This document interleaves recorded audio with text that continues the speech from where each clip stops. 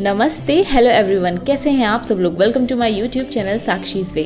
पहले तो आप सभी लोगों को हैप्पी जन्माष्टमी की हार्दिक शुभकामनाएं। तो जन्माष्टमी आप लोग 6 को मना रहे हैं या 7 को, कमेंट ज़रूर कीजिएगा। तो 6 और 7 सितंबर को देश भर में बेहद धूमधाम से कृष्ण जन्माष्टमी का त्यौहार मनाया जा रहा है। श्री कृष्ण का जन्म मथुरा की भूमि पर हुआ था और श्री कृष्ण भगवान विष्णु के 8वें अवतार हैं।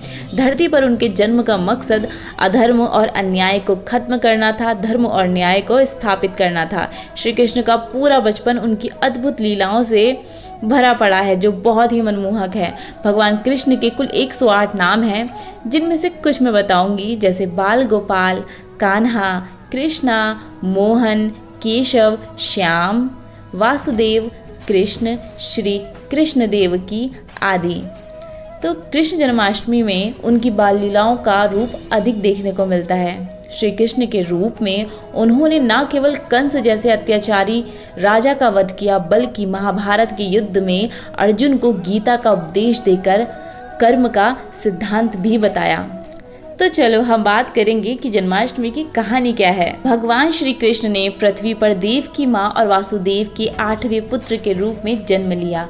जन्म के समय एक आकाशवाणी हुई कि देवकी का 8वां पुत्र कंस का वध करेगा। कंस के अत्याचार से पूरी मथुरा नगरी में हाहाकार मचा हुआ था। निर्दोष लोगों को सजा दी जा रही थी। यहाँ तक कि कृष्ण के मामा कंस ने अपनी बहन देवकी तथा वासुदेव को कालकोठरी जेल में डाल दिया था, ये आकाशवाणी सुनकर। इतना ही नहीं, कंस ने अपने अत्याचारों से देव की माँ की 7 संतानों को मार दिया।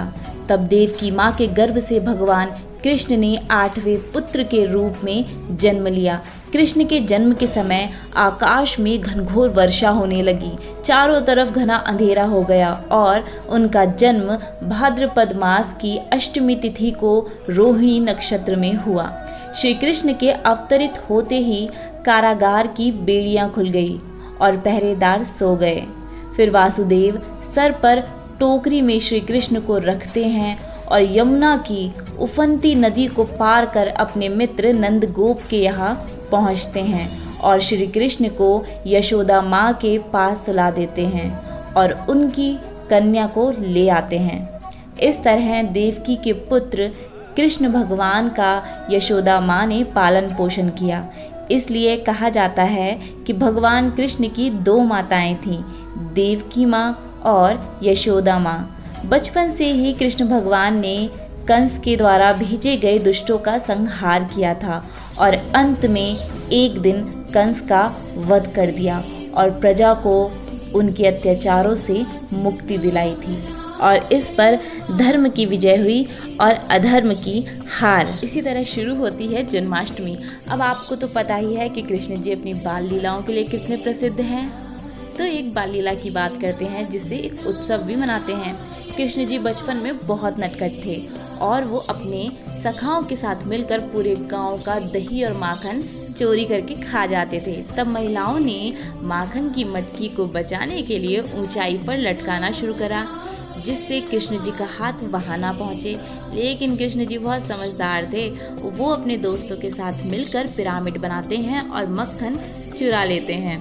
बस यहीं से प्रेरित होकर दही हांडी उत्सव की शुरुआत होती है, जिसे आजकल बहुत धूमधाम से मनाया जाता है जन्माष्टमी में। तो बोलो हाथी घोड़ा पाल की, जय कन्हैया लाल की। तो मुझे बताइएगा आपको ये वीडियो कैसा लगा। पसंद आए तो लाइक शेयर ज़रूर कीजिएगा और कमेंट भी कि आपको क्या पसंद आया, और चैनल को सब्सक्राइब कीजिएगा। Thank you.